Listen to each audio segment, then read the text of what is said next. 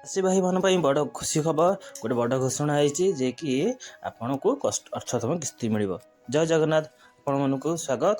ଦେଖନ୍ତୁ, ଆମର PM କିଷାନର 18ତମ କିସ୍ତି ଆସନ୍ତା ସେପ୍ଟେମ୍ବର ମାସର ପ୍ରଥମ ୱିକ୍ ବା 4-5 ଭିତରେ ଆପଣମାନଙ୍କୁ ମିଳିଯିବ। ତେଣୁ ଆପଣମାନଙ୍କ ପାଇଁ ଗୋଟେ ବଡ଼ ଖୁସି ଖବର।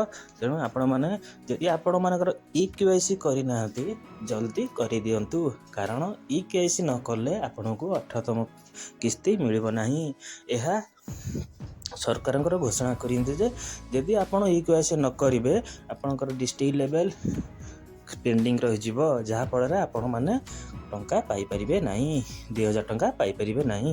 ତେଣୁ ଆପଣମାନଙ୍କର ଯଦି କୌଣସି EKYC କରିନାହାନ୍ତି ତାହେଲେ ଆପଣମାନେ ଜଲ୍ଦି ନିକଟସ୍ଥ ଜନସେବା କେନ୍ଦ୍ର ବା ମୋବାଇଲରେ ବି ହେଉଛି, ଆପଣମାନେ ବି କରିପାରିବେ।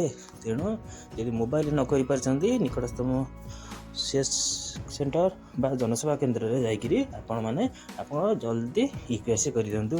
ଯାହାଫଳରେ EKYC କରିବା ଦେବା ପରେ ସରକାରଙ୍କ ପାଖରେ ଗୋଟେ ଡାଟା ରହିଯିବ ଯେ ଏତିକି ଲୋକ ଆମର EKYC କରିଛନ୍ତି, ଆଉ ଏମାନଙ୍କୁ କିସ୍ତି ଦିଆଯାଉ।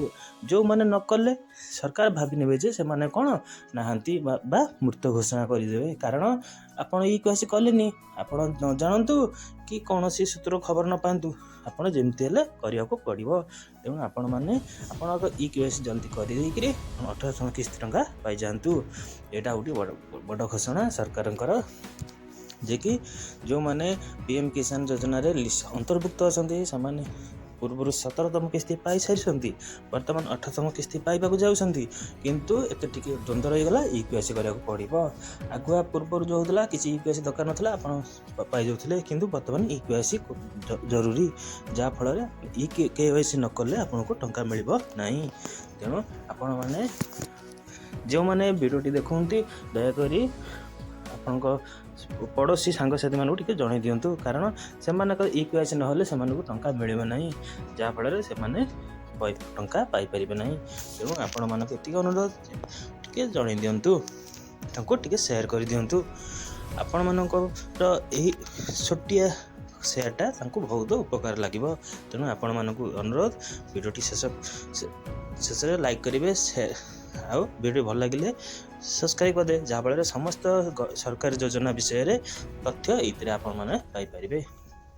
ତେଣୁ ଆପଣମାନଙ୍କୁ ଗୋଟିଏ ଅନୁରୋଧ କି ଆପଣ ଜଲ୍ଦି ଯାଇକରି EKYCଟାକୁ ପ୍ରୋସେସଟା କରିଦିଅନ୍ତୁ। କରିଦେଲା ପରେ ଆପଣଙ୍କ କୌଣସି ଡକୁମେଣ୍ଟରେ କୌଣସି ତ୍ରୁଟି ରହିବ ନାହିଁ, ଯାହାଫଳରେ ଆପଣମାନଙ୍କୁ କ'ଣ ଟଙ୍କା ଶୀଘ୍ର ମିଳିଯିବ।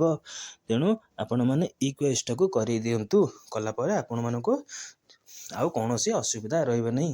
PM କିଷାନ ବା CM କିଷାନରେ ଆପଣଙ୍କର କୌଣସି ପ୍ରକାର ଅସୁବିଧା ରହିବ ନାହିଁ। ତେଣୁ EKYC ଆଉ ଭିଡ଼ିଓଟି ଭଲ ଲାଗିଲେ ଲାଇକ୍ କରିବେ, ସେୟାର କରିବେ। Thank you. ଜୟ ଜଗନ୍ନାଥ।